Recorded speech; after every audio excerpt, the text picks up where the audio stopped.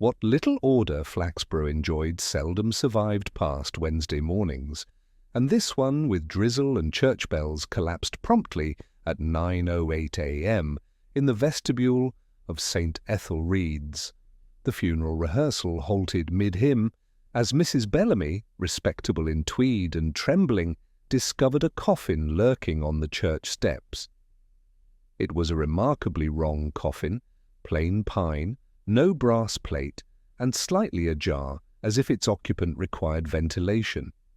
It did not belong to the late Miss Frobisher, whose own send-off was expected to be moderately tasteful, yet all the same here it sat, inviting scrutiny and an inexorable crescendo of local scandal.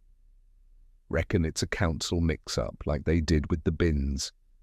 "Only bigger," muttered Mr. Beamish at the tobacconist's, eyebrows knitted as if to blame the vicar's secretary for municipal doom.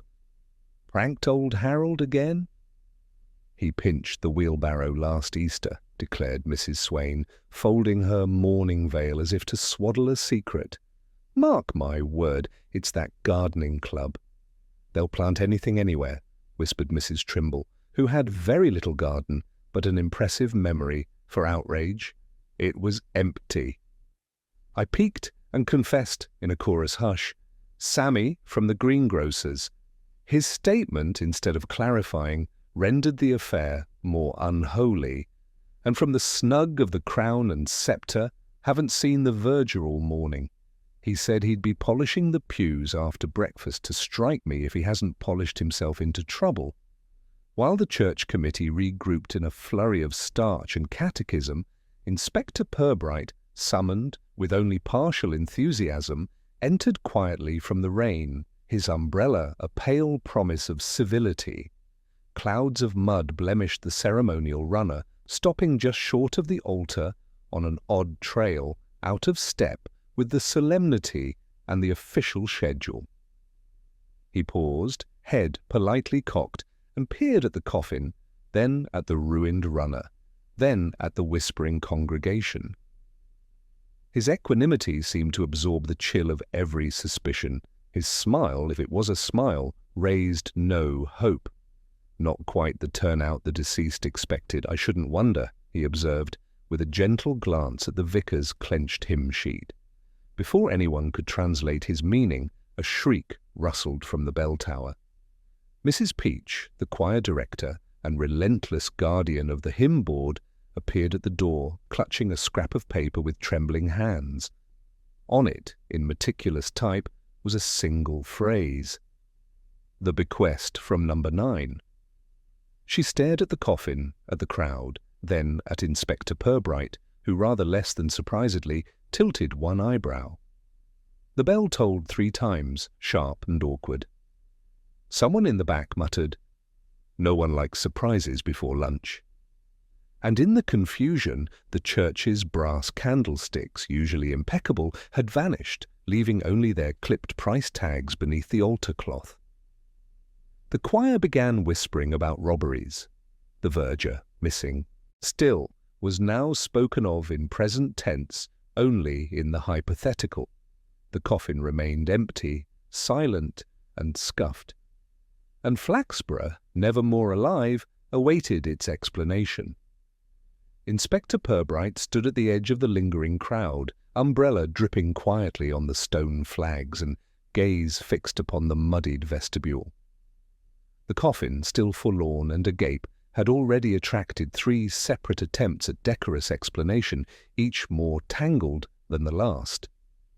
Behind him, Sergeant Love arrived at a brisk, apologetic shuffle, his cap askew, cheeks already coloured with embarrassment by the presence of so many respectable witnesses. "Morning, sir," Love ventured, voice pitched toward discretion. "Shall I fetch the notes, or—" Purbright forestalled any feverish record-keeping with a soft gesture. "Perhaps not just yet. The facts seem intent on presenting themselves, don't they?" He watched as Mrs. Peach retreated to the vestry, clutching her mysterious scrap of paper and trailing doubts like spilled pepper. The air inside St. Ethelreed's was ripe with whispers, most aimed toward the vanished candlesticks and the identity of no. 9. Through it all, Purbright gazed at the price tags beneath the altar, each clipped as if hurriedly removed from an auction catalogue. He stooped, examining one. "Perfect. No fingerprints?" he murmured, drawing an amused smile from Love. "Flaxborough is nothing if not fastidious." The vicar attempted authority with limited success. "Please, compose yourselves," he said, hands fluttering toward his cassock. "We shall proceed with the rehearsal when decency allows. Has anyone seen Mr. Sims or, the candlesticks?" A bead of rain slid from Purbright's umbrella and struck the price tag, prompting him to fold it away. Mrs. Trimble sidled over, her eyes sharp above a formidable brooch. "I expect you'll want to know who's on the flower rota, Inspector," she offered, almost daring him to inquire further. He nodded, non-committal. "Always useful to know who's permitted round the altar these days." She leaned in conspiratorially.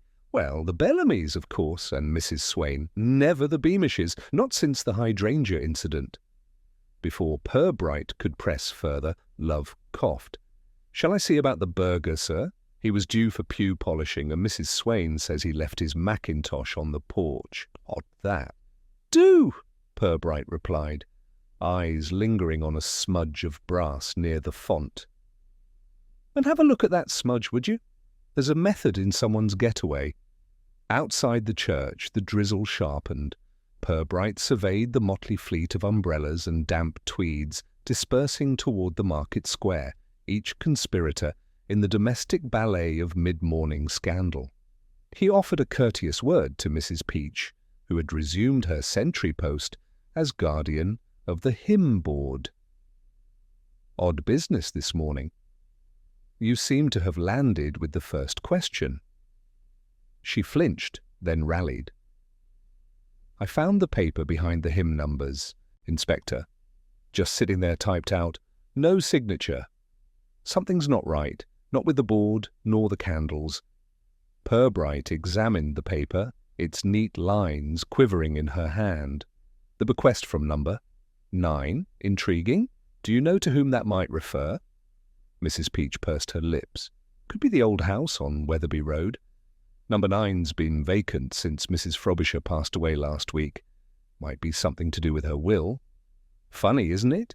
He agreed, but not in detail. "Very." "Ah, Mrs. Peach, you keep records of choir funds and such, don't you?" "Anyone asking after the candlesticks lately?" Her eyes narrowed.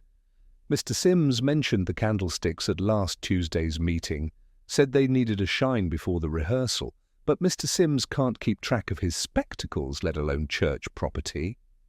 Sensing more was being unspoken, Purbright moved along the nave, greeting the town's committee members as they reorganized seats and harangued each other for order. Conversations drifted past, some substantial, most speculative, from Mrs. Swain, indignation.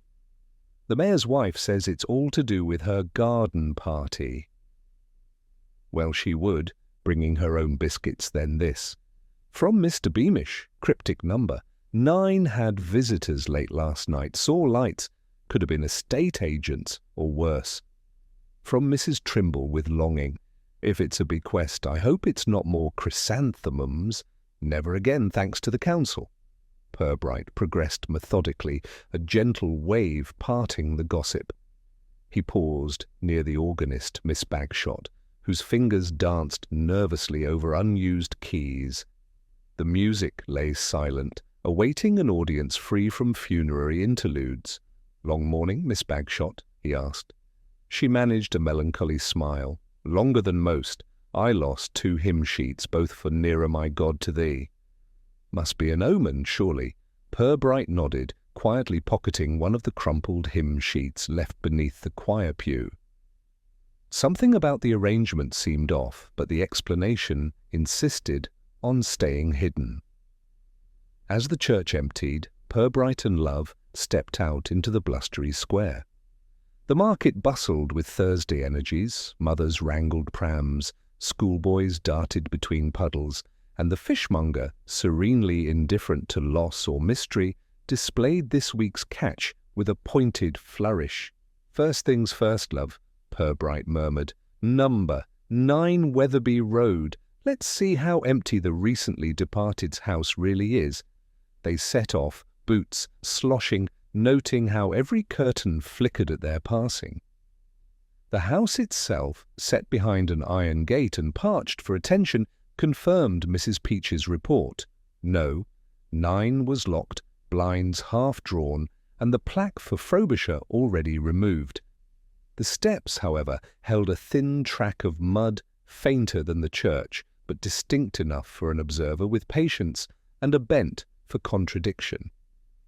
Love scouted the back, reporting, "The garden gate's latched, sir." No sign of breaking, but he pointed out that there are flower petals scattered just beyond the path. Pink could be azaleas. Not from Mrs. Frobisher's bed. Hers were all blue. "Very precise, love. Take note." Purbright circled, eyes drawn to a corner where the fence had recently been retired. A knot, amateur, but determined. He unfastened it, revealing a newspaper parcel inside, a single brass candlestick hurriedly wrapped among the morning's news, and a torn raffle ticket for the mayor's summer garden party. "We seem to be collecting clues quicker than questions," he said, allowing Love to record the find. The two moved inside. Mrs. Frobisher's executor, a wan figure in gabardine, awaited them with faint reluctance. He insisted nothing had changed inside since last Tuesday, except for the absence of her biscuit tin and a bottle of sherry. A perfunctory search revealed the empty parlour. It was as untouched as Flaxborough's sense of propriety allowed, except for a single chair placed facing the window, a faded hymn sheet tucked beneath its leg. Purbright gestured gently. "Would you mind if we took this?" The executor nodded, uncertain. Mrs. Frobisher often watched the street for the postman. Last week she mentioned a letter that said it concerned her request, but it never arrived. Back outside, Sergeant Love observed, "Sir, the candlestick, the price tags, and a hymn sheet in both places." Purbright replied, "It's tempting to draw quick lines. But in Flaxborough, love, evidence is much like hydrangeas. It blooms where it's least expected." They sauntered away as the market paused for the noon chimes, a moment's calm in the undercurrent of mounting drama. Behind them, Mrs. Peach was seen conferring with Miss Bagshot, and the mayor's wife made her way along Wetherby Road, clutching a fresh spray of pink azalea.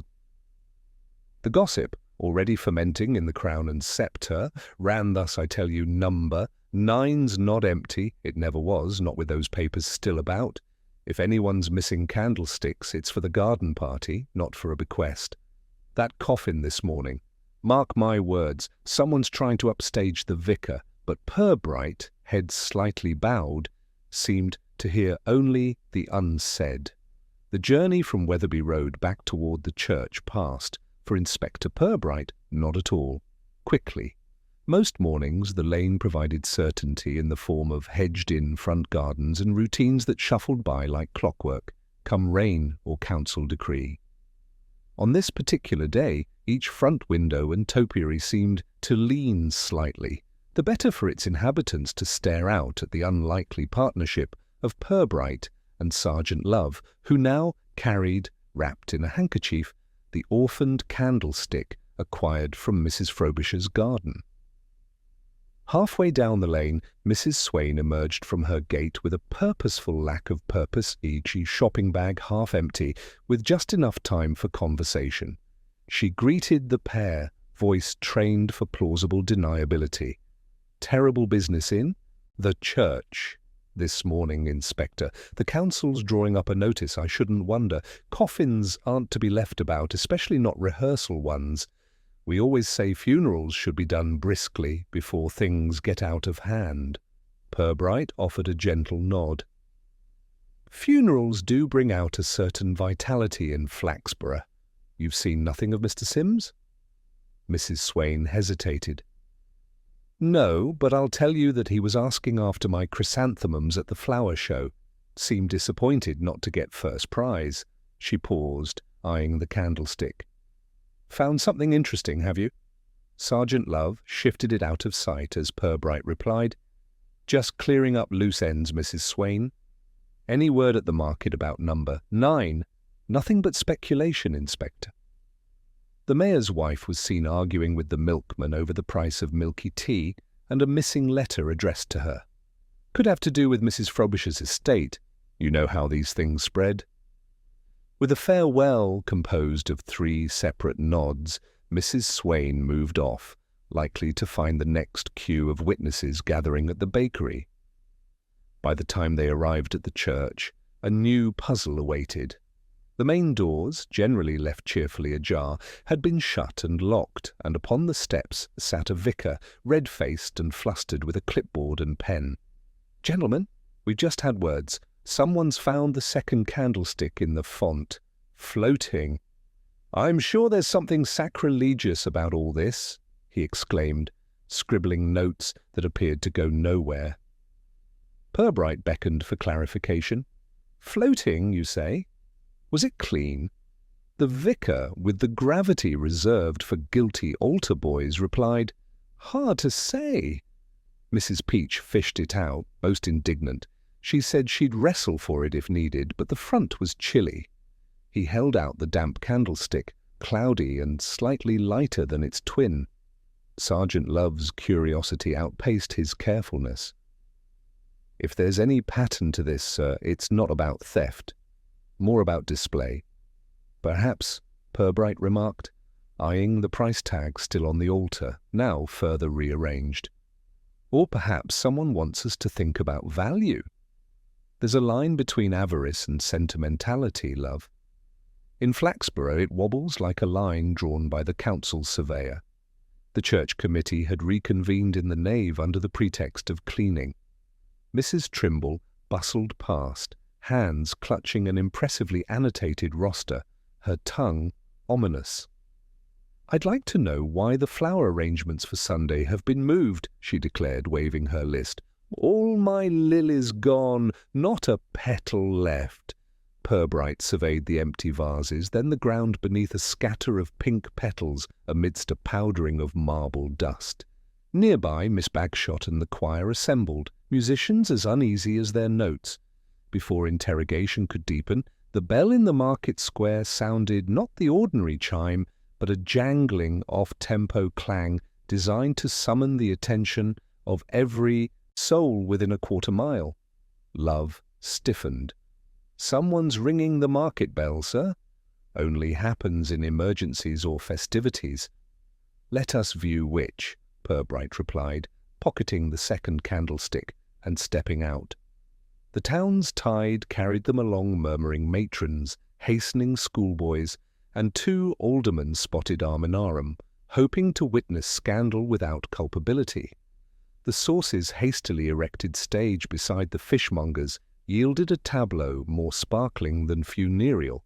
The mayor's wife herself, resplendent and officious, held court beside a flower-laden table set up for the annual Garden Committee prize draw.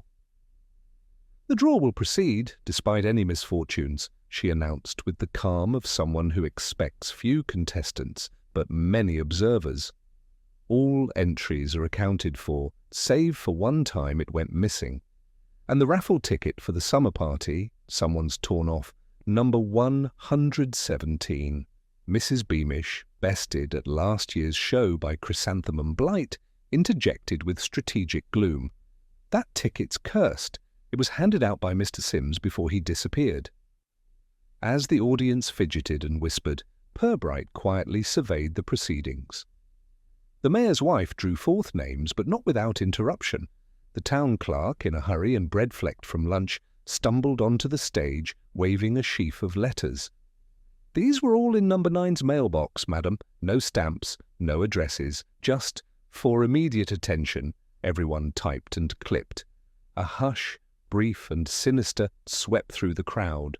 The mayor's wife pried open one envelope, her lips pursed. "This concerns the church bequest. It names Mrs. Peach and Mrs. Swain as recipients. It also demands the candlesticks be returned. to their rightful place before Sunday's service on pain of forfeiture. Purbright exchanged a glance with Sergeant Love, who counted the pile now accumulating at the edge of the stage at least 7 envelopes, each typed, each unsigned. The tension thickened as Mrs. Trimble, scandal incarnate, exclaimed, "I told you, it's all about the bequest. Someone's using the church coffers to meddle with the flower show." Underneath the growing confusion, a peculiar detail emerged. Among the flowers on the prize table was a single blue azalea, at odds with the pink brigade. Purbright stooped, running a finger gently along its stalk. Clipped, not cut, a subtler theft. Across the square, Mr. Beamish whispered to Mrs. Bagshot, "That azalea came from number 9 inches.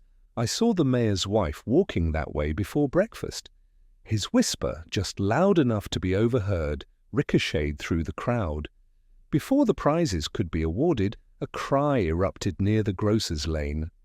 Sammy, the youth who first peeked inside the coffin, came racing up, waving a paper. "Sir, there's another note found it under the old chapel bench. It says, 'Justice for number 9,' typed like the others." All eyes shifted to Inspector Purbright, whose silence seemed to absorb the static of rising speculation. "There is, it seems, a hand at play, both generous and exacting," he commented, addressing no one and everyone. Love asked, "Garden party or vendetta, sir?" "We shall see, Love." The truth in Flaxborough often arrives by way of the flower rota and sometimes departs with the hymn sheets. As the crowd continued its babble, the mayor's wife hurried to pocket the blue azalea.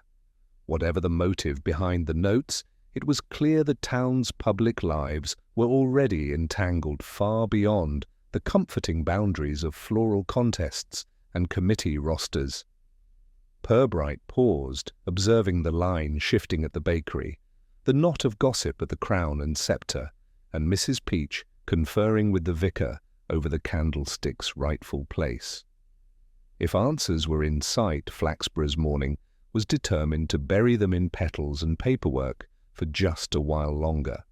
There had never been a market day in Flaxborough quite like this one, and it was not the weather's fault, though drizzle persisted with its usual half-hearted tyranny. The church mystery, by now inseparable from the town's other minor calamities, overflowed from every mouth and corner, a stew of rivalry, insult, and nervous hope. Inspector Purbright, having left the raucous scene at the prize table, moved with Sergeant Love through knots of townsfolk tangled in speculation. Petals still clung apologetically to the prize azaleas, and the mayor's wife retreated up Weatherby Road, blue bloom confiscated, shoulders braced against scandal. Inside the Crown and Sceptre, which by unspoken consent had swelled into the town's war office, rumours reached dangerous velocity. Mr. Beamish, flanked by Mrs. Trimble, whose righteous list of committee grievances had now spilled onto 3 napkins, spoke darkly to a hovering audience. "The notes aren't threats, not exactly. They're warnings, that's what. There's money somewhere, and whoever's poking at candlesticks and hymn sheets wants us all looking over our shoulders. I blame number 9, nothing but trouble since the Frobisher woman took in that lodger last autumn." Mrs. Trimble's eyes thinned. "Lodger? I've seen more life in a marble slab. The man hardly left the attic, except for flower show Sundays." And now vanished as quickly as the lilies. Purbright, entering with the polite indifference of a man who might or might not have heard, ordered a lemonade and let the debris of gossip wash over him. Love, always the willing net for half-truths, listened to, notebook hiding nervous scribbles. "Did you know," piped up Mr. Pewter, the undertaker's assistant, "the coffin wasn't ordered through us at all, nor through Grimsby's nor Bletchley's, came as a delivery addressed church, urgent. Odd that, even for Flaxborough. Grimsby says it's clear there's no sign of, previous occupancy." "Who signed for it?" asked Purbright, so quietly that only Love and Pewter heard. Pewter puffed. No signature, just the church's name. Left at the side door just as it started drizzling yesterday evening. His glance darted to Mrs. Trimble as though she might produce a docket from her ever-thickening tally. It was then that the Crown's door burst open on a squall of confusion. Mrs. Peach, skirt askew, rushed in, trailing indignation and an unsteady umbrella. "The bells!" she exclaimed. Someone altered the hymn board again and swapped the funeral hymn sheets for last month's flower show program. Outrageous. This, as all agreed, was both a sacrilege and an innovation. Mrs. Trimble seized the program, examining the tiny typed entries for anomalies. "Look here, this isn't the real show list. It names Mrs. Frobisher as judge, but we all know she hadn't judged since 1979, and the last entry's blank, except for a handwritten note. Don't forget to check under the pulpit." Love looked at Purbright, who only raised a mild brow. He drained his lemonade, left exact change on the bar, and suggested a return to St. Ethel Reed's, accompanied by Mrs. Peach, whose outrage was only exceeded by her haste. Back at the church, disorder reigned in dignified waves. The doors, earlier locked, now stood wide, and a small gathering bristled by the altar, debating the significance of a misplaced hymn number, 94, the same as the annual garden contest's final entry. Purbright asked, "Who set the board today?" Not waiting, he crossed to the pulpit, Love at heel, Mrs. Peach somewhat less gracefully swishing behind. Under the pulpit, wedged by a hymnal, rested a battered ledger and an envelope. Love retrieved them, offering both to Purbright, who examined first the envelope. Typed naturally and unsigned, for those who truly wish to serve, the bequest must remain unbroken. Mrs. Peach gasped. "Oh, that's Mrs. Frobisher's ledger, the accounts for the flower fund and the church silver." The book, opened with a careful thumb, contained 2 new entries, both dated the previous week. One read, "Candlesticks revalued in trust." The other, azalea slip blue, is from the number 9 garden, to be returned upon conclusion. Before a sense of closure could descend, commotion erupted by the main doors, where the verger, Mr. Sims, rumpled and muddy but alive, staggered in and leaned hard against the font, clutching the missing lilies in a plastic carrier. "Apologies all," he wheezed, "but someone shut me in the back vestry and filched my keys." He swayed, obstinately upright, as if shamed more by the lilies wilting than by his own absence. The crowd surged, a rush of questions overtaking decency. Purbright gestured for calm. "Mr. Sims, did you see who locked you in?" "No, sir. I only heard whistling just after I went to fetch the candles for polishing. Thought it was Mrs. Peach." But he trailed off, brow creased. "Could have sworn I heard footsteps by the front, then nothing." Purbright regarded the ledger, the lilies, the battered man, and the rearranged hymn board. "It seems," he murmured, "someone's gone to trouble to rewrite Flaxborough's order of worship, if not its order of evidence." Sims, faltering but with a memory finding clarity, blinked. "There was a letter for me, sir. Came late yesterday and just said, 'Careful with the lilies. The bequest demands delicacy.'" I thought it was a joke. Love, cheered by routine, gathered what evidence he could. A dropped handkerchief embroidered MB, several small, unpolished boot smudges, perhaps belonging to Mrs. Trimble herself, who watched the procedure with acid reserve, and the flower show program with the odd blank.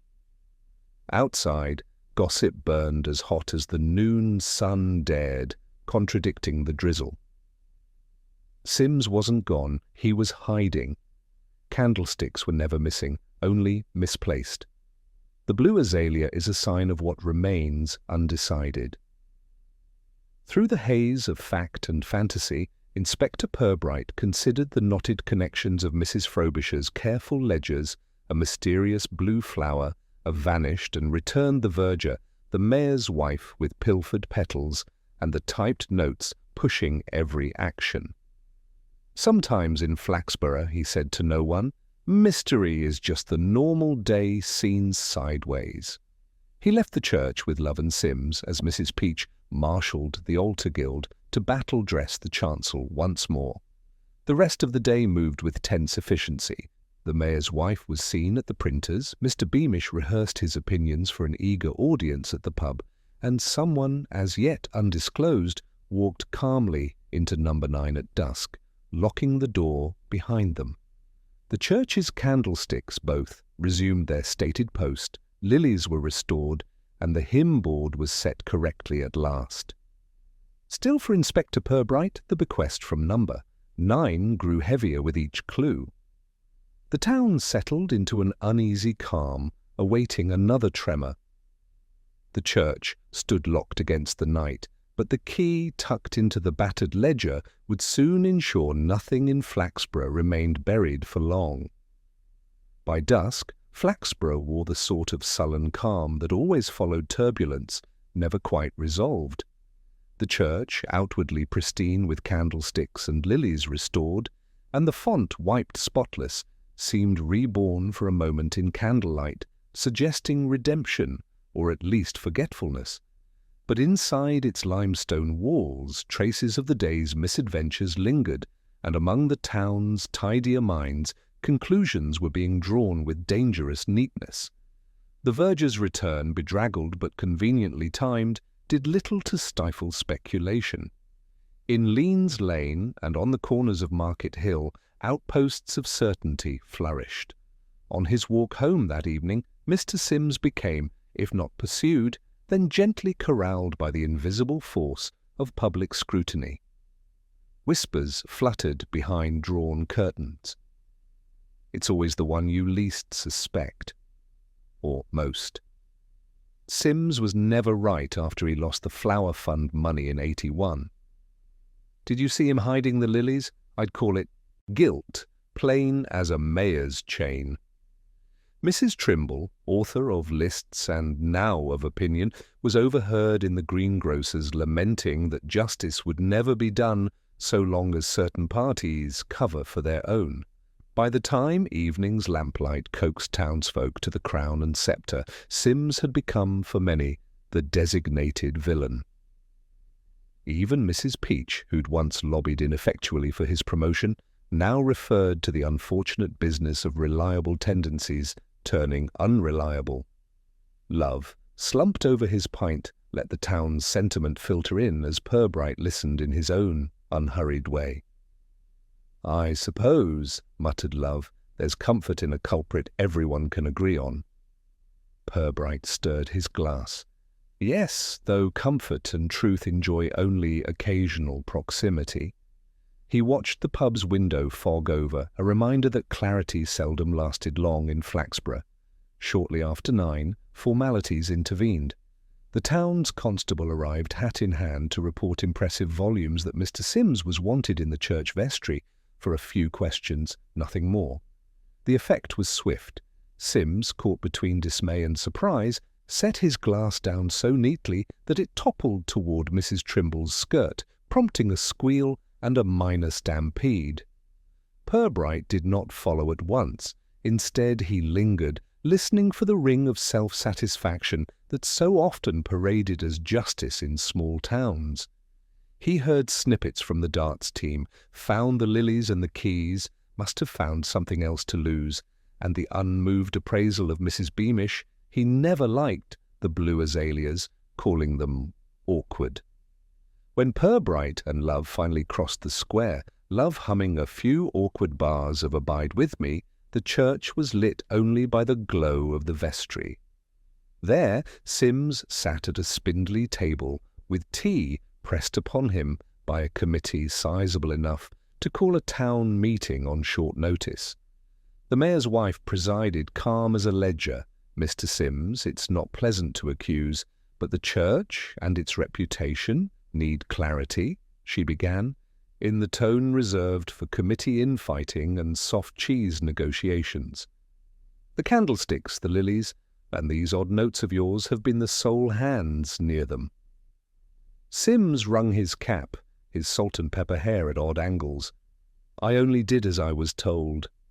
The letter told me the lilies were part of the bequest and that the candlesticks had to be cleaned for the rehearsal. I didn't touch any flowers, but those Mrs. Trimble interrupted far too swiftly. Except the blue azalea. We saw you pop around number 9 the other morning before the rain. And those tickets for the summer raffle, how many did you pocket, Sims? Sims looked helplessly toward Purbright, who met the appeal with only patient reserve. Where were you, precisely, between the rehearsal commencing and your, absence? I went to fetch the polish from the vestry. Someone came in behind me. I heard whistling, a hymn. Guide me, O thou great Redeemer. They locked the door. I called, and then I waited. The lilies were left for me, but the keys were taken. I never saw their face. Love, with a tentative prod, asked, "Did you see any notes, Mr. Sims, beyond the one about the lilies?" He shook his head, earnest. "No, sir. Only the typed note slipped through the vestry door, just as you said." It was easy, in the hush, to believe him. But as Purbright glanced around, he saw the eager faces of committee members, hungry for absolution. If Sims was guilty, they could bask in the clean act of naming and condemning. The puzzle would shrink to fit. The bequest could safely be petty, the crimes laughably domestic. Yet even Mrs. Peach, stern now, looked uncertain. There are too many notes, too many flowers, and far too much confusion for your usual bumbling, Ernie. The mayor's wife decided, "We'll send for Reverend Mallet tomorrow. For now, let's agree to secure the church and ask Mr. Sims to stay at home under supervision. That will set things right." They filed out minus joy, minus relief, trailing suspicion and habit as surely as tobacco smoke. Sims gathered himself, thanked Purbright and Love, and disappeared into the cool night, carrying his polity and a worn set of vestry keys. Left alone in the nave, Purbright ran his thumb over the edge of Mrs. Frobisher's battered ledger. "Love, what do you make of it? Satisfying, is it, pinning guilt where it's most convenient?" Love hesitated, the clock's chime echoing above the stained glass. "Seems too neat, sir, like the lilies on Sunday. Or that blue azalea. Even Mrs. Peach's records feel tidy now. Maybe that's the problem." Perhaps.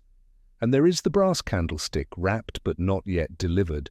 The missing ticket, the flower program switched for hymn sheets.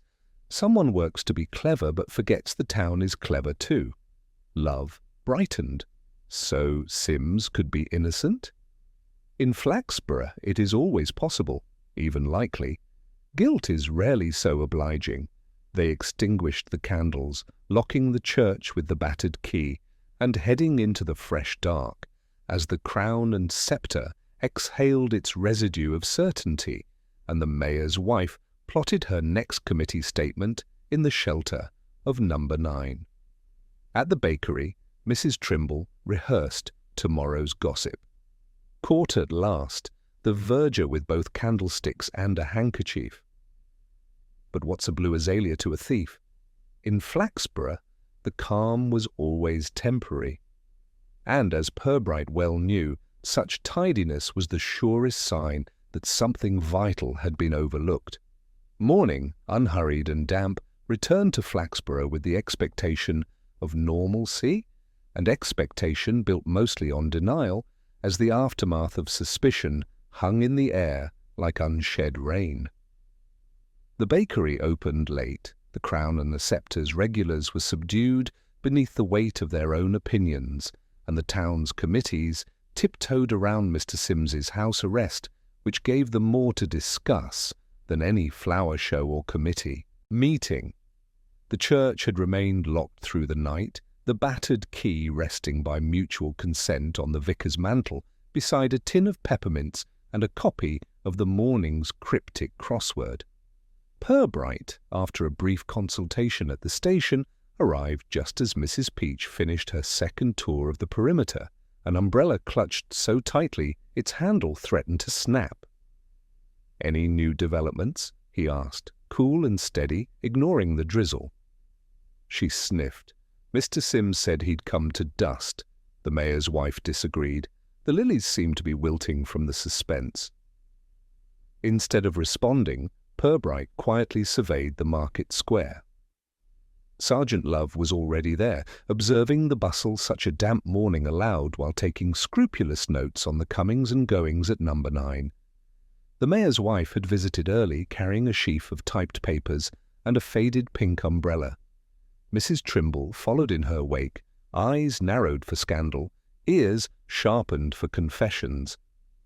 Mid-morning brought a disruption woven with both comedy and discomfort. As Purbright prepared to interview the mayor's wife regarding her dawn visit to number 9, a shriek erupted from the flower stall at the market. Mrs. Swain, stalwart and sceptical, had discovered her tray of blue azalea slips stolen, and in their place a single church program, folded and damp. Love, quick to respond, arrived just as the crowd clustered around Mrs. Swain. "Gone, Inspector, all gone. I left them for just 10 minutes, and there was only a church program, and this note, 'The true flowers are rarest at home.'" She brandished the note like evidence in a treason trial. Purbright took the program, studied it, and saw the familiar tidy type. "May I?" he said, taking both note and program before letting his gaze wander to the stalls beyond. Mrs. Beamish sidled closer. "Mrs. Swain won't admit it, but those slips were from number 9 stock." She went over and clipped a few before anyone knew the house would be locked up. I saw her with my own eyes. Mrs. Swain bristled, righteous and practical. "Better I took them than Miss Bagshot. She grows nothing but regret." The crowd at the stalls swelled with warmth and rising curiosity. Mr. Pewter, the undertaker's assistant, piped up. "Slips don't disappear easily, not unless they walk, or are walked away by someone on a mission." At this moment, a set-piece disruption arrived with impeccable bad timing. The mayor's wife marched into the square at the head of a committee parade, a clutch of typed sheets in hand and outrage in each stride. "I will not be accused of theft nor of meddling in the church's affairs," she declared. "However, I have received these, delivered with the morning bread." Notes, all addressed to the guardian of number 9's trust. She shook the pile, sending several flutters to the ground. Purbright, stooping, picked them up. Each contained a variation on the same theme: return every prize to its rightful winner.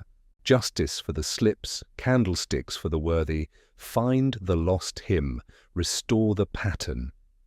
Love, consulting his notebook, whispered, "The pattern, sir." Everything ties back to Mrs. Frobisher's list: flowers, trophies, candlesticks, and hymn sheets. Even the ledger entries. Purbright answered, voice low and even, "Someone is manipulating more than just flowers. Timing, prizes, even reputation."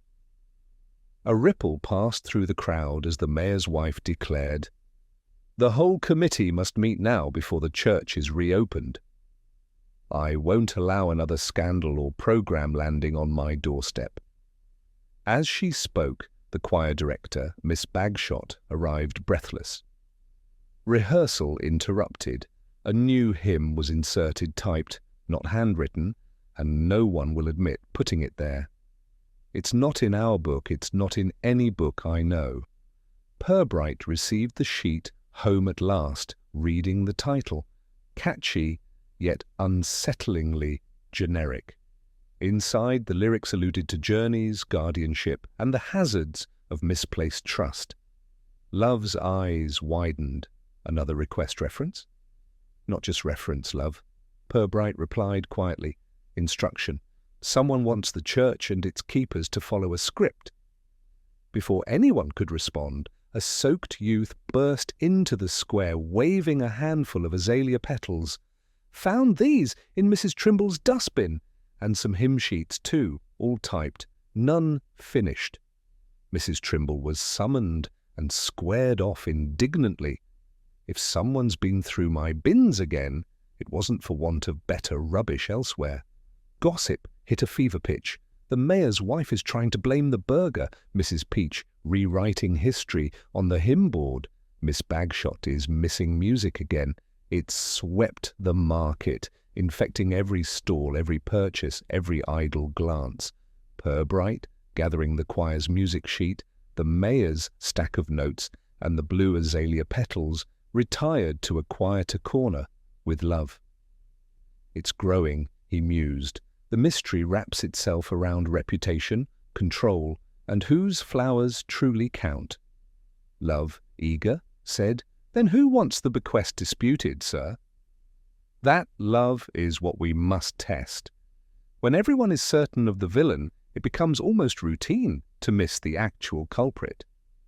As luncheon approached, the mayor's committee argued their way to stalemate inside the church hall. Mrs. Swain despaired publicly at the missing slips, and Miss Bagshot considered reordering the entire choir program.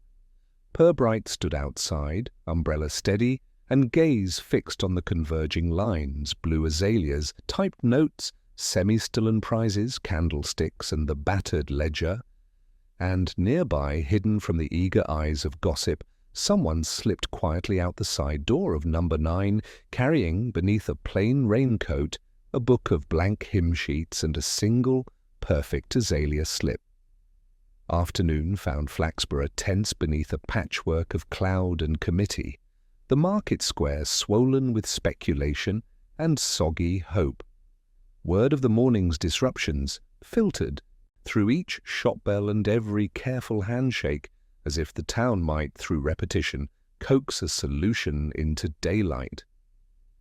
Inspector Purbright, pocketing choir sheets and petals with methodical detachment, led Sergeant Love past the bakery, where Mrs. Trimble, now flustered, defensive, pleaded her innocence to Mrs. Swain, whose tray of blue azalea slips had been replaced with speculation and empty wrappers. Near the church steps, Miss Bagshot waited, voice wavering, proffering a crumpled program. "Someone's altered it again. Now there's a new prize, best for the bequest, and no explanation for how or why." The entries marked in blue ink, not typed. Purbright studied the listing. Who managed the entries last week? She hesitated. Mrs. Swain was in charge before rehearsal, then Mrs. Peach offered to help. The mayor's wife changed the program after breakfast to fit with the garden party announcements. Love scribbled notes, careful to catch each layer of rivalry in the shifting roster. He asked, "Could anyone have planted the slips or the notes?" Most of these church programs seem to travel farther than the actual flowers. Miss Bagshot pressed her lips together. Every sheet goes through at least 2 committees and 5 pairs of hands. Truth, if it exists, must be somewhere under the minutes. Purbright lingered by the flower arrangements, now thinned and wilted. A single blue azalea, fresh and intact, sat in the chancel vase. He plucked it and examined the stem clipped at a precise angle. "Taken with care," he murmured, "by someone with knowledge, but perhaps not ownership." Mrs. Peach, summoned by habit and gossip, arrived at his side. "Inspector, you wouldn't believe what's happening with the hymn board now. 2 numbers have vanished altogether. Miss Bagshot blames me. I blame the mayor's wife. And Reverend Mallet has booked a locksmith, though he still believes in Providence." Purbright inclined his head, patient. Who last possessed the keys before the rehearsal? Was it Sims, the verger, or committee hands? "Sims had them after me, but Mrs. Swain always collects them in the vestry before services. The mayor's wife sometimes borrows them for flower placement, though she says she never does." Love muttered, "Everyone's borrowing flowers, candlesticks, programs, and keys. Hard to say whose hands are truly clean." Mrs. Beamish wandered past, shaking her head at collective folly. "If you ask me, it's not flowers nor candlesticks, but old grudges, Mrs. Trimble has never forgiven Mrs. Swain for winning the best hydrangea in '89, and now every missing slip is treated as retribution.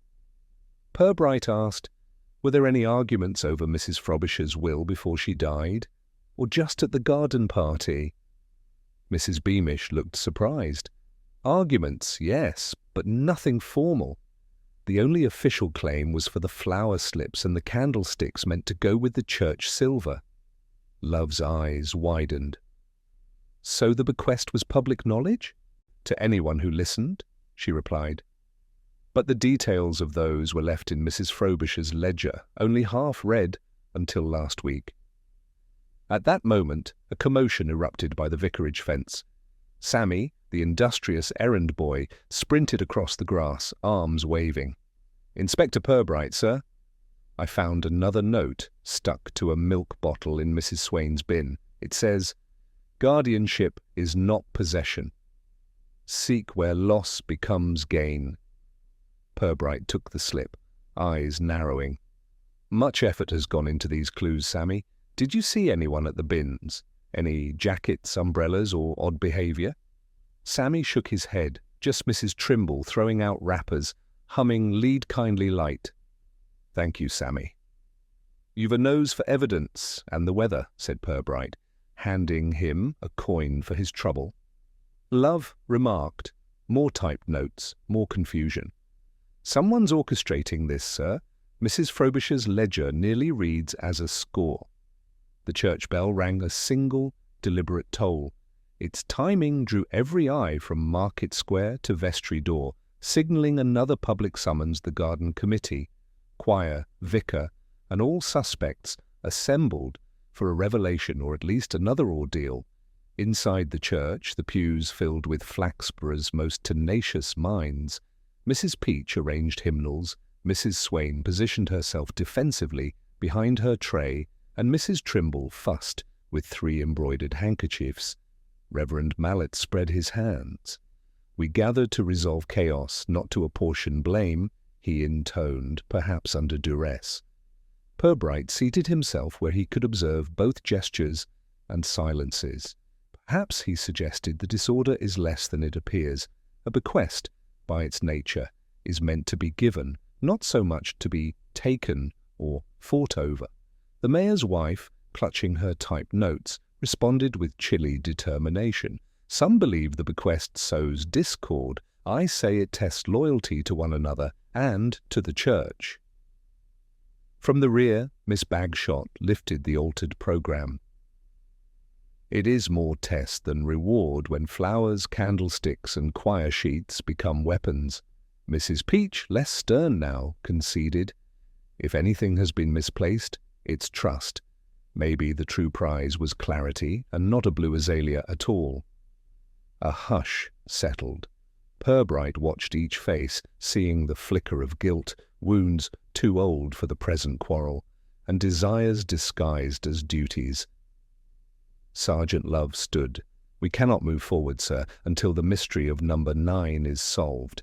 The slips, candlesticks, and notes, there is more at stake than any garden prize." Reverend Mallet nodded, subdued.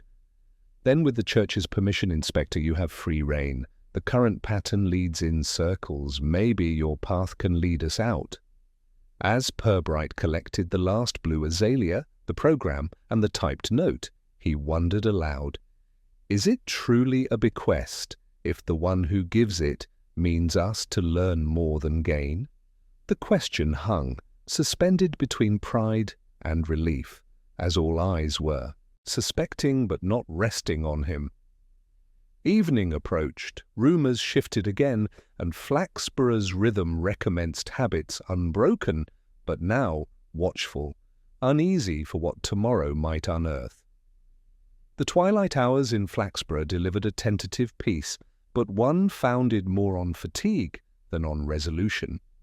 Inspector Purbright preferred to postpone supper until the town's tempers cooled, so he left Sergeant Love to hold down a corner table at the Crown and Sceptre, and instead walked the semi-lit lanes, his thoughts trailed by hymns and the crisp snap of typed notes in his pocket. The azalea he'd plucked rested between ledger pages, a botanical bookmark in the swelling volume of motives and mistakes.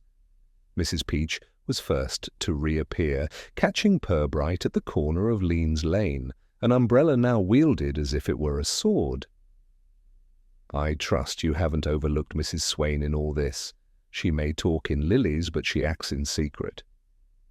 She peered into the gloom, lowering her voice. "Years ago, she lost the Flower Fund ledger. It reappeared just after Mrs. Frobisher won her bench at the flower show. Coincidence, but Flaxborough is built on coincidence." Purbright nodded, pocketing the detail. Who else might have wanted to unsettle the committee? Any score left unsettled? Mrs. Peach smiled briefly, half-forgotten slights crowding her expression. Mrs. Trimble's prize hydrangea was the stuff of legend until Mrs. Swain dethroned her. Their truce has always been provisional. The church committee, grouped awkwardly under the market's lone street lamp, exchanged grievances disguised as suggestions. Mrs. Beamish, murmuring to herself, complained, "Every time the choir loses music, the market gains a rumour. The blue azaleas are always blamed, but I say notes are planted with more care than bulbs." The mayor's wife, who'd managed with little effort to command both the committee and choir at the day's end, pressed the issue. "This isn't theft, Inspector, this is sabotage. Someone wants the bequest dissolved into bickering, so none of us truly benefit." Or, Purbright countered gently, "Someone wants each of you to examine why the bequest matters. There is more to inheritance than possession. Reputation, affection, and pride are each more easily wounded and less easily healed." As market stallholders packed away, love arrived with news. Mrs. Peach says Mrs. Swain kept not only the last of the lily slips, but also a stack of hymn sheets in her garden shed. Found them while pruning, all typed, all unsigned. They watched Mrs. Swain locking the shed, her movements brisk and practiced, but her gaze darted from lamp to door, unease drawn in each line of her mouth. Purbright caught her on the way back. "Good evening, Mrs. Swain. Heard you've had a day of floral misadventure." She stiffened, chin lifted. "If you mean the slips, yes, but this isn't my doing, Inspector. I keep what the church misplaces. No one asked how the blue azalea was found. Perhaps Mrs. Frobisher herself wished for it to be retrieved." He asked softly, "And the hymn sheets?" A cautious pause. "Dropped in my yard. You can check. Music's not my strong suit. I leave that for the choir." As she departed, Mrs. Trimble swept up, clutching her handkerchiefs. "People claim the committee is the issue. I say Mrs. Swain never met a flower she couldn't rehome, nor a rumour she couldn't cultivate." Love glanced at Purbright. "Even the handkerchiefs are evidence now, sir. Evidence of history, love. Not all stains are recent." They followed the path toward number 9, its windows now reflecting market lamps instead of dawn rain. Upon the step, Mrs. Beamish waited. "Heard you're making inquiries? I once overheard Mrs. Frobisher dictate her will to the vicar, flowers, candlesticks, and choir music. She said nothing was to leave number 9 except in trust. I took that to mean family, but perhaps in Flaxborough, family is decided at a committee." Purbright lingered by the door, inspecting the track of muddy prints, half effaced by the evening's showers. If the committee is family, then every slight becomes a feud and every gift a test. Inside, the executor greeted them. His tie had lost its boldness, but retained a loop of uncertainty. "I only open number 9 for official business now, post, ledgers, nothing more. But there was an envelope slipped under the door. Unmarked, just a typed reply. Your stewardship is measured by what is mended, not by what is gained." Love, startled, asked, "Who would send you such a note?" "Don't know," the executor replied. but Mrs. Frobisher once said wonders can grow from old wounds if you trim them back. The final hour brought one last flash at the church. Reverend Mallet found the battered ledger replaced by a stack of hymnals, each with a single blue petal nestled inside. He sent word to Purbright, who arrived to inspect. Within the ledger, a new entry written in Frobisher's spidery hand, not typewritten for Flaxborough, "Let not pride scatter what kindness gathers. Love stood as dusk surrendered to lamplight. If only kindness could win here, sir." Purbright looked out over the square, thoughts tightening around motive and memory. In Flaxborough, love, kindness are rare, but they leave tangible clues. If only one could follow them before the petals are swept away. The town quieted, each house shuttered, each rumour pausing for breath, until the next scandal, the next revelation, lay waiting beyond the dark. With dawn, a brittle current ran through Flaxborough, sharper than the bite of autumn and less forgiving than rumour.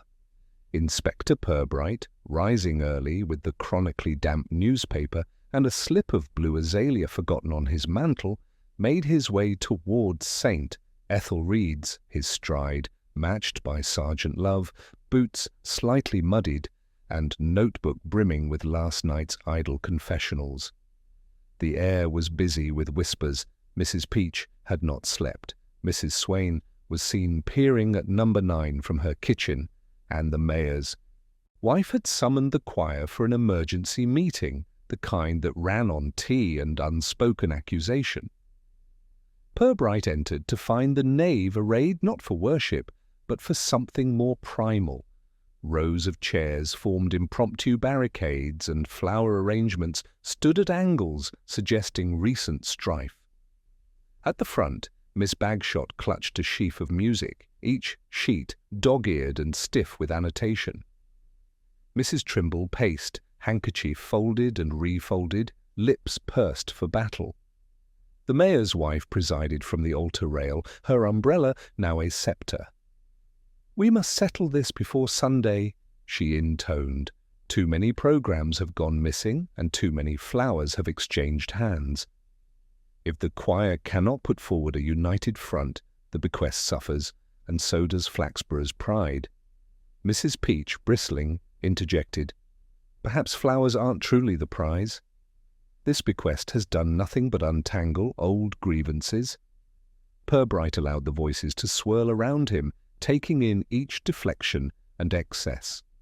Love surveyed the choir, marking every side glance and cough. Mrs. Swain guarded her tray of azalea slips with a sternness usually reserved for the bank holidays, while Mrs. Beamish sought solace in the tea urn. Miss Bagshot stood and waved a sheet aloft. The new hymn, "Home at Last," is missing. Someone had it yesterday.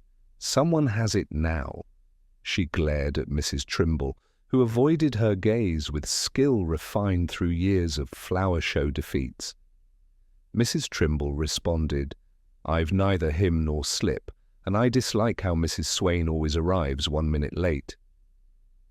"It's an interruption as a badge of honour." Love caught Purbright's eye. "Every accusation here is history. The choir sings in discord more than harmony." A sudden hush. The vicar entered, solemn, holding the battered church ledger. "An addition appeared overnight," he said softly. A note in Mrs. Frobisher's hand, "For every song unsung there lies a kindness undone."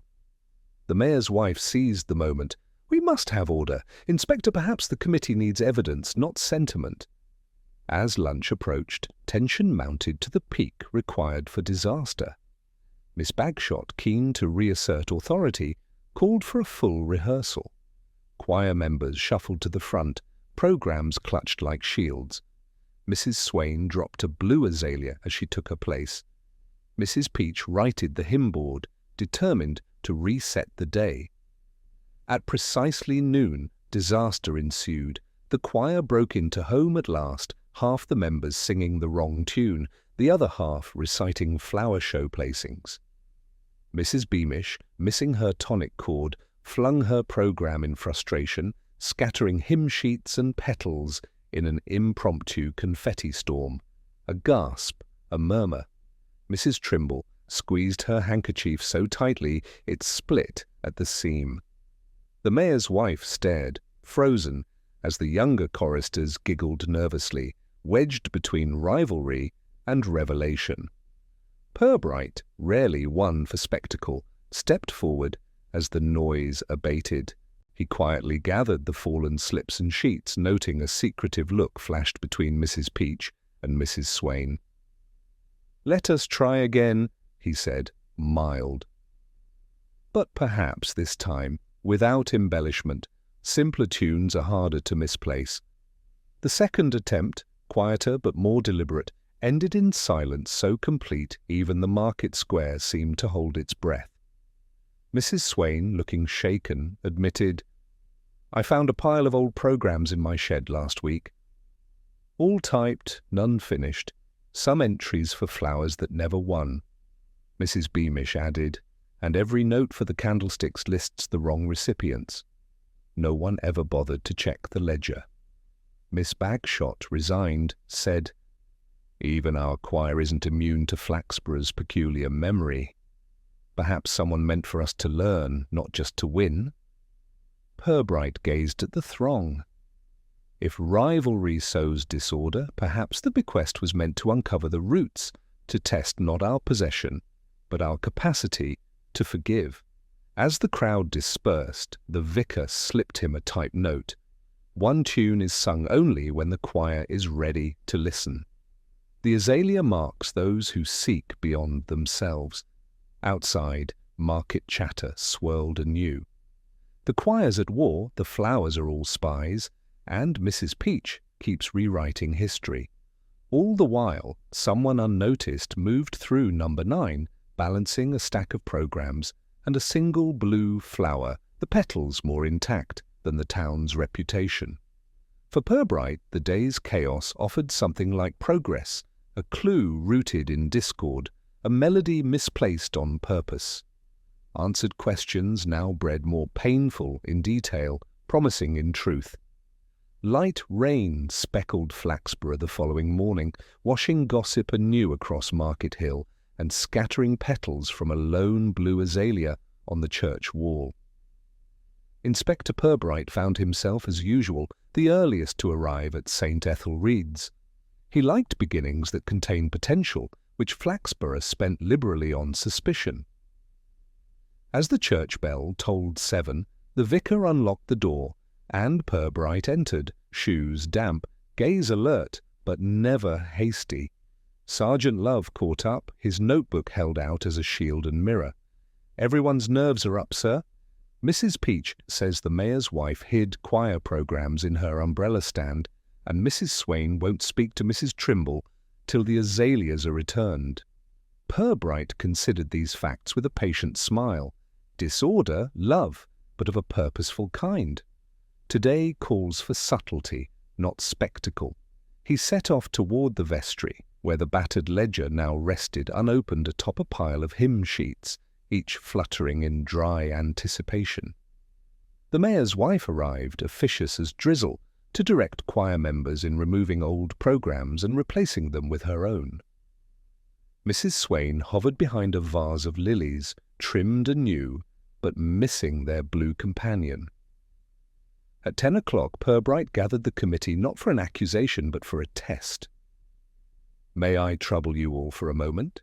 he asked, his mild voice both inquiry and invitation. "I am in the mood for a demonstration. If each of you will write, in your own hand, a single phrase from Mrs. Frobisher's bequest, to those who gather in trust every flower is a prize, on this sheet." He handed out hymn paper, one for each of Mrs. Peach, Mrs. Swain, Mrs. Trimble, the mayor's wife, Miss Bagshot, and Mrs. Beamish. They looked at him, caught somewhere between amusement and wariness, before submitting to the exercise. Mrs. Peach wrote with brisk, tight strokes. Mrs. Swain, round and deliberate, hesitated over gather. Mrs. Trimble, sharp, with 2 extra curls on flower. The mayor's wife, neat, but with an exaggerated pause at every word. Miss Bagshot, with musical looped notes, and Mrs. Beamish, hesitant, trailing off. Purbright accepted the sheets, folded them neatly, and placed them beside the ledger. "Thank you. Now if you would tell me, when did you last visit number 9, Mrs. Peach?"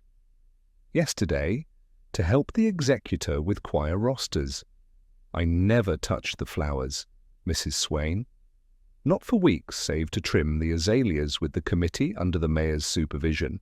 Mrs. Trimble, defensive, "A fortnight ago, only to pick up last year's flower fund receipts, nothing more, the mayor's wife's office business. But I didn't step inside, I only left a note for the executor."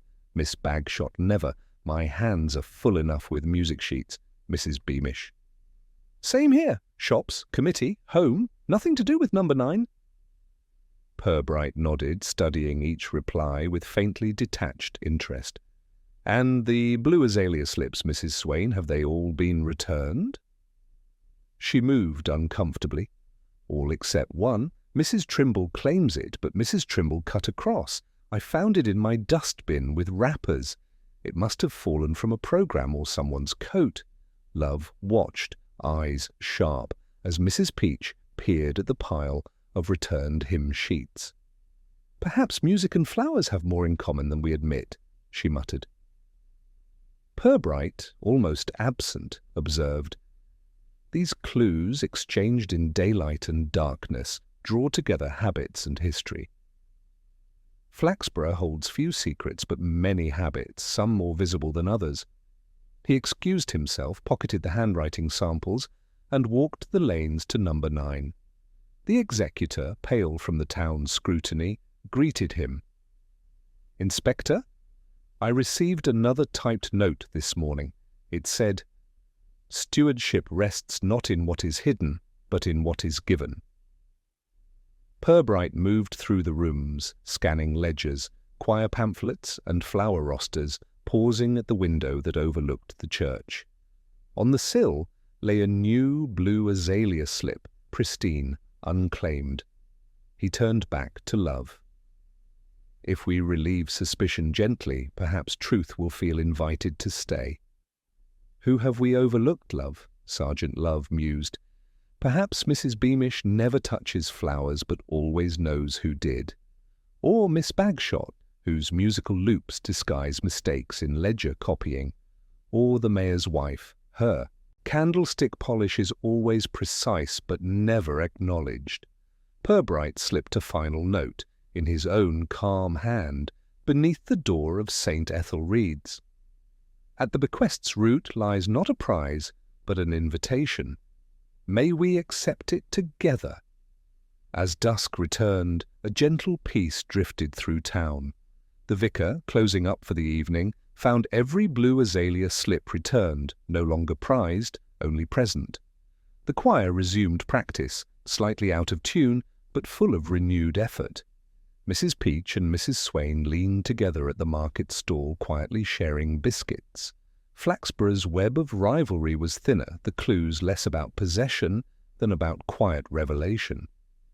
Inspector Purbright watched as suspicion waned, the final test complete, still holding the ledger, the slips, and the phrases written by every suspect. Evening settled upon Flaxborough in a reluctant haze, as if the town itself wished to forestall closure for just a few minutes more. Inside St. Ethelred's, the glow from the leftover market lamps filtered through stained glass and reached the choir's last hesitant warm-up with a gentle, blue-tinged beat. Inspector Purbright, presence unobtrusive, manoeuvred between pews with the battered ledger under his arm, and Sergeant Love a few silent paces behind, both greeted by a hush more respectful than curious. A cluster formed in the chancel, Mrs. Peach, clutching a hymn sheet as if for guidance. Mrs. Swain, fingers stained faintly blue from azalea slips. Mrs. Trimble, 3 handkerchiefs compressed in one hand. And the mayor's wife, ramrod, straight and composed. Miss Bagshot and Mrs. Beamish hovered near the font, eyes flicking from programme to candlestick. The choir fidgeted, unwilling to sing even the wrong tune. Everyone in Flaxborough saved the vicar polishing teacups in the vestry, and the executor letting the dusk into number 9 seemed present. Purbright placed the ledger, the slips, and the pile of hymn sheets on the altar, as a parishioner might lay down burdens at last. He did not raise his voice, nor adopt rhetoric. His approach was as gentle as the drizzle outside. "It's time to explain if you are willing," he began. The bequest from number 9 was never about candlesticks or prize azaleas, nor the order of hymn sheets, nor programmes. It was a test of trust and intent, measured by Flaxborough's own history. He gestured at the gathering. Mrs. Frobisher's ledger recorded every detail. What left the house, what stayed, who borrowed, and who returned. Not for audit, but for memory. Her blue azalea especially was handed from garden to garden, a symbol of trust, never possession. She meant each slip as a reconciliation and invitation. He lifted the choir sheet marked "Home at Last." This too was meant for sharing. Someone copied it for every choir stall, every committee seat, every skeptic and rival. The clues, the typed notes, secret exchanges, programmes altered, and disguises were laid by hands wishing to reveal wounds and mend them. Purbright paused, eyes on Mrs. Peach and Mrs. Swain. The rivalry over flowers, candlesticks, and even the choir's tune all held meaning. Mrs. Swain's generous trimming, Mrs. Trimble's fastidious records, the choir sheets in Mrs. Peach's coat, and the mayor's silent interventions. The executor, acting from quiet duty, extended Mrs. Frobisher's wishes but never forced reconciliation. Love stepped forward at his signal, laying the handwritten sheets beside the typed. "I tested each handwriting against the notes, sir. None matched." Yet all typed evidence shares one habit, the loose margin and 2 spaces after every full stop. Miss Bagshot's musicality disguised her typing, but her loops matched those on ledger corrections. She composed "Home at Last" for the choir, slipping it in to prompt a new start. Miss Bagshot blushed but nodded, voice a near whisper. Mrs. Frobisher told me if Flaxborough ever learned to forgive, perhaps it would sing together at last. Mrs. Beamish, misty-eyed, sighed. "We never let go of old slights, not truly. Mrs. Peach and Mrs. Swain have quarrelled for decades now. Perhaps we're done." Purbright continued. The azalea slips, scattered and retrieved, became the measure of kindness returned. Each rivalry was examined. Every lost hymn sheet was a chance to start anew. The mayor's wife, after a pause, admitted, "I tried to organize the choir to prevent more mishaps. I suppose I complicated things." Mrs. Peach, voice gentle as dusk, replied, "If complication leads to kindness, it's a welcome confusion." Mrs. Trimble, less strident, dabbed at tears with her handkerchief. "I kept the handkerchiefs as evidence. Perhaps they were only reminders." As the church gathered its breath, Purbright spoke one last truth. Mrs. Frobisher did not leave a prize to be won. She left an opportunity. The bequest, through confusion, disruption, and rivalry, asked each of you to give more than take, to share more than hoard, and to consider healing more vital than victory. Sergeant Love, closing his notebook for the final time, added, "And perhaps that is Flaxborough's tune, slightly out of key, but worth listening for." The choir rose, voices uncertain, but joined. Their song mingled with laughter and gentle rebuke. The market cooled. The mayor's wife distributed choir programmes as biscuits. Mrs. Peach shared azalea slips, and Mrs. Swain poured tea without reminding anyone what went missing and when. Inspector Purbright, observant and mild, left St. Ethelreed's as quietly as he had arrived. The ledger, exhausted, found a place beside the hymnals. Flaxborough resumed its routine, bruised but somehow better, as if every scandal was the price of progress. A final note typed, unsigned, was discovered on the vestry shelf. Kindness outlasts possession. To those who gather in trust, welcome home.